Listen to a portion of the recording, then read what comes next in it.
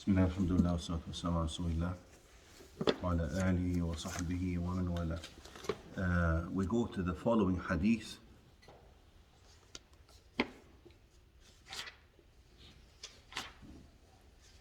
Which is hadith number 93. We finished 92 yesterday. 93. عن أبي هريرة رضي الله عنه قال قال رسول الله صلى الله عليه وسلم لا تدخلون الجنة حتى تؤمنوا ولا تؤمنوا حتى تحابوا أولا أدلكم على شيء إذا فعلتموه تحاببتم أفشوا السلام بينكم. رواية أخرى رقم 94 نمبر 94 والذي نفسي بيدي لا تدخلون الجنة حتى تؤمنوا بمثل حديث أبي معاوية. The meaning of this hadith is that the Messenger ﷺ said that you will not be admitted to Jannah unless you are a believer or you attain belief, and you will not attain belief unless you love each other. Should I not tell you about a thing that if you do it will increase the love amongst you? Spread salam amongst you, spread peace or spread the salam itself between you. That is basically the advice given in this hadith. The first part of the hadith is supported by a multitude of evidence from the Quran and Sunnah that only believers are admitted to Jannah, such as the hadith لا يدخل الجنة إلا نفس مسلمة. No soul except if it is a submitter to Allah Azza wa Jal would be admitted to Jannah. In another hadith لا يدخل الجنة إلا مؤمن. No one would be admitted to Jannah unless he is a believer. And a believer, of course, based on the items of belief brought to us by the Messenger ﷺ in the final revelation by Allah. Because if you say a believer and you leave it open without any kind of specification, everybody is a believer. Everybody believes in something, correct? Mm-hmm. So people who want to take ayat like this one, or verses like hadith like this one, or the verses like in ad-din 'inda Allah al-Islam, and claim that submission here, that you submit in any way that you want to Allah, basically are lying. Because Islam is based on the definition of Islam that we have been given in Al-Islam, not based on the definition of each individual. Because each individual has his own definition of how he wants to submit to Allah, and each individual has his own definition of what he wants to believe and how he wants to please Allah. Then there's no criteria. Then everybody will be a believer and everybody will be admitted to Jannah, and that's it. Now, some people believe in Satan. Some people perform evil acts in the name of their belief.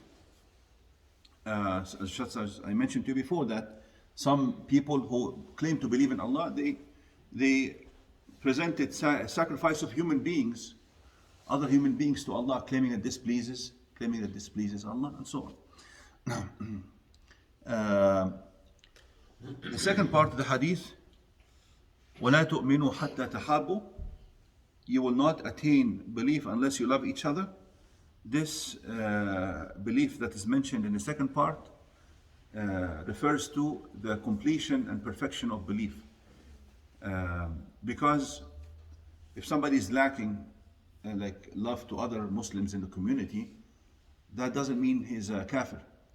He would not be defined as a disbeliever, but he can be defined as somebody who is deficient in his Iman. Because the stronger the Iman is, the more the love is to other believers. ثلاث من كن فيه, like we read before, وجد بهن حلاوة الإيمان. وأن يحب المرء لا يحبه إلا لله. He loves for the sake of Allah and only for the sake of Allah. Now, من أحب لله وأبغض لله وأعطى لله ومنع لله فقد استكمل الإيمان. So these kind of feelings for the sake of Allah Azza wa Jal are a sign of Iman. And the lacking of such feelings or deficiency in these feelings indicates a deficiency in Iman. But you cannot find a believer that has not a single ounce of love for other believers. He has to love believers in some way, to some degree. But you can't find a believer that hates all believers. Doesn't make any sense. No. And you cannot find a believer that loves disbelievers who are defiant and are basically opposing the deen of Allah. This will never happen. Allah said this in the Quran, and that is why if somebody claims to be a believer and he loves those who are antagonistic to the deen of Allah, then he's a liar. He's not a believer at all. Allah says, لا تجد قوما يؤمنون بالله واليوم الآخر يوادون من حاد الله ورسوله. Allah said, you won't find this. It doesn't happen. That somebody believes in Allah and the Yawm al-Akhir and the hereafter, the next day, and he would love those who oppose and antagonize Allah and His Messenger. Cannot happen. You just won't find it. And if he says, no, I'm a believer, but I still love those people who fight the deen of Allah and fight the believers, then he's a liar. That's it. You're either going to believe in him or believe what Allah said. That's it. Make a choice.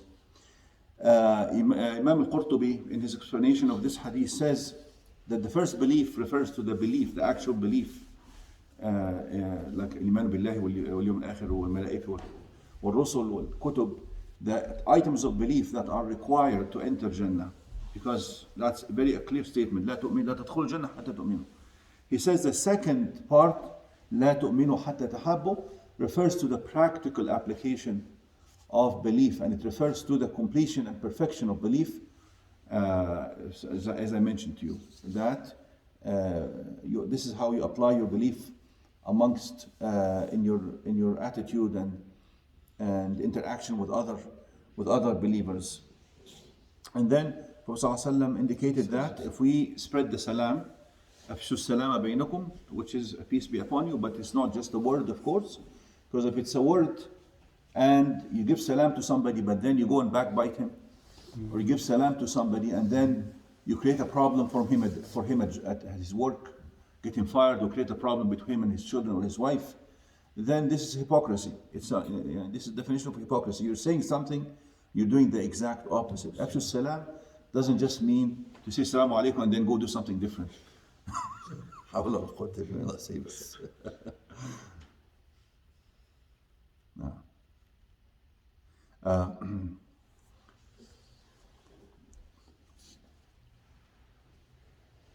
As I mentioned, there's another hadith. سألت عليا رضي الله عنه بأي شيء بعثت. Prophet ﷺ sent Ali ibn Abi Talib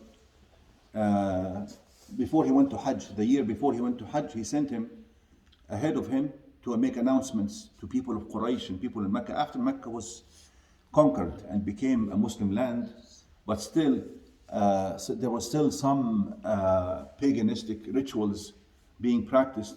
The Prophet ﷺ delayed his Hajj until this was all cleared. So he sent Ali ibn Abi Talib the year before him to pave the way and to clear and cleanse Mecca from anything that is against Islam, so that when the Messenger ﷺ goes, it is all clear, and this is how Hajj should be performed in the purest way.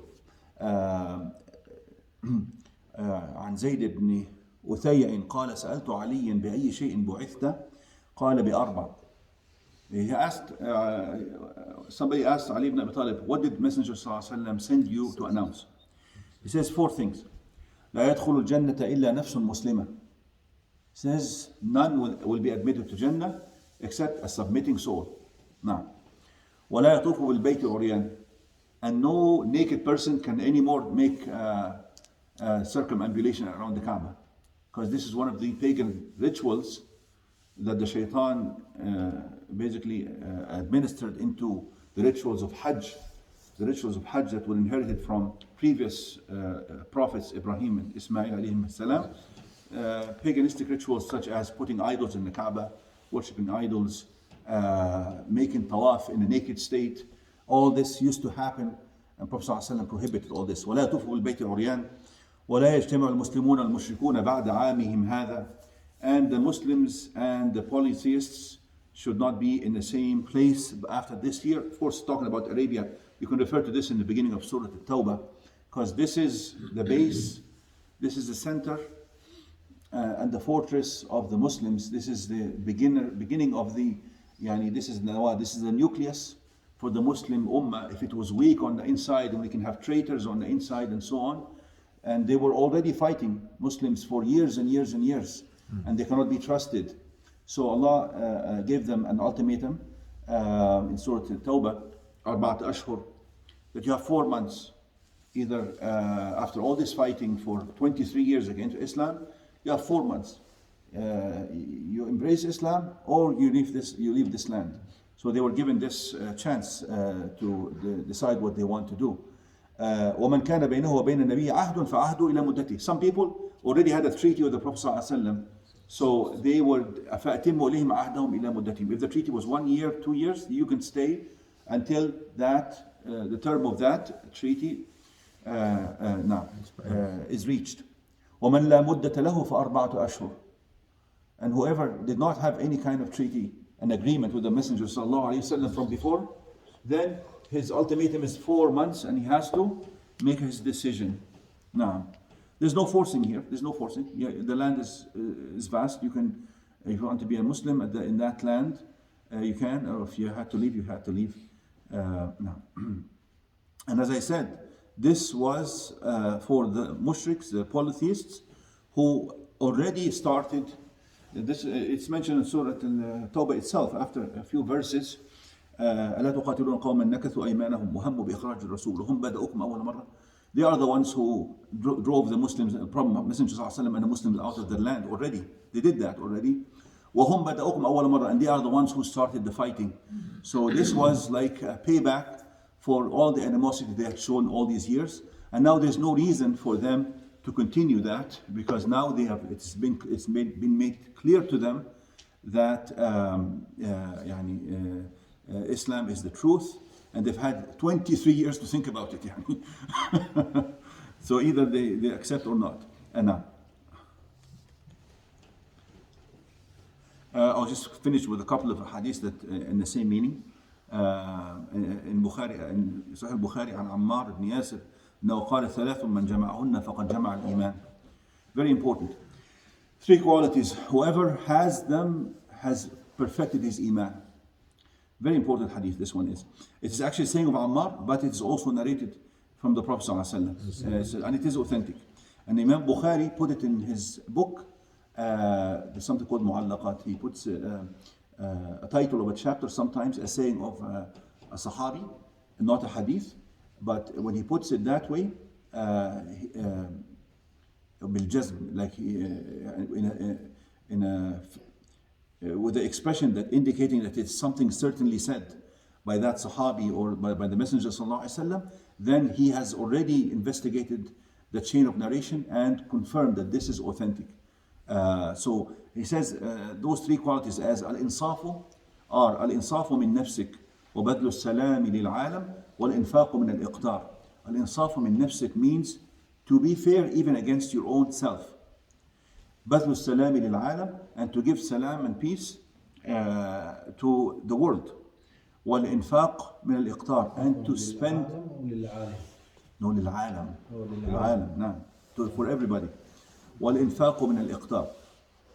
Now, and to spend even when you are when you are in need, even at times of poverty. This is very difficult. Now, الإنصاف من نفسك, they say إنصاف من نفسك, to hold yourself accountable and be just and fair even against your own self with regards to the rights of Allah and the rights of people, not only rights of people. So, and number 2, to give salam للعالم. على من عرفت, other hadith, على من عرفت ومن لم تعرف. You give salam to those whom you know and those whom you do not know. نعم. والإنفاق من الإقتار, and to spend even if you are in need. Whom you know, whom you don't know, including non-Muslims. That has to be investigated. Scholars say that this is qualified by the other hadith that prohibits giving salam to non-Muslims. But we talked about this hadith before, Yes. that long time ago, that prohibits starting salam to non-Muslims, and it had a context. It had a context, and inshallah we can go and revise it again or review it, because they said على من عرفت ومن لم تعرف, people you don't know, which means that they could be Muslim, could be non-Muslim, correct? No. So if we need to qualify that and restrict it only to Muslims, then we have to have a clear direction from the Messenger ﷺ that you are not to give salam to start the greeting to non-Muslims. But as I recall, if I recall correctly, when we talked about this, that this hadith of not starting the salam was given in the battle of Bani Qurayza, as they were going to the tribe of Bani Qurayza, who had already betrayed the Messenger ﷺ in the battle of Al-Ahzab, the battle of the trench, the battle of that coalition that came to Medina, and they sided with them and act as spies with them against the Muslims, and they basically betrayed the trust, and they had an agreement with the Messenger ﷺ to defend the Medina together. So as they were going, he says, "La tabda'uhum bis-salam," because he was going to war with them. So if there's another hadith that says that out of this context, please bring it. That's the hadith that I recall that we discussed together, that it had a context. It wasn't a general prohibition in all circumstances, because it had an introduction and a context. No. Now, otherwise, if somebody applies this generally, this means that you don't greet except Muslims. How can this be? No, we should greet everybody who is peaceful to us. We should greet them. Now, you can do it in the form of a dua to them, that may Allah give them guidance, to give them peace. But we have to go and review it. Please don't take it as a final word from me until we go and review this subject again.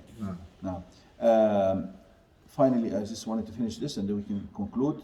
Yes, I think we've concluded this hadith. Now, we'll stop here.